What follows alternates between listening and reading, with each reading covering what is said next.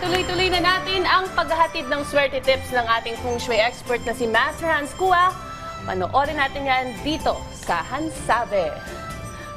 Rise and shine mga ka-RSP, ito na po ang inaabangang gabay, patnubay palala at prediksyon mula kay Master Hans Kua.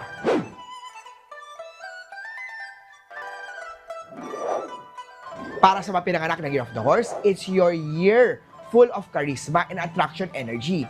Kung ikay single, mataas ang chance para sa bagong love life ngayong month of January. White at 2. Kay Goat naman tayo, simpleng reflection day. Ano ba ang gusto mong ayusin sa buhay mo? Maliit, small adjustment, create big changes. Huwag kang mag-alala kung natapos ang 2025 na nandyan ka pa rin. You have the whole buong taon ng 2026 para magbago. Simulan yan.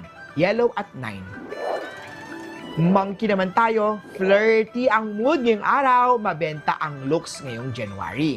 Dahil yan, mataas ang karisma.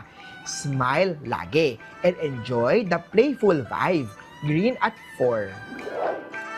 Kay Rooster naman tayo ngayon 2026, bayaran na mga utang. Good karma yan para sa smooth na money flow itong 2026. Red at 3. Kay Dog naman tayo, loyal at productive workman or relationship. Recognition is coming. Huwag mainip. Patience will pay off. Blue at 5. Kay Pig naman tayo, masigla at puno ng saya. Good vibes ang year mo.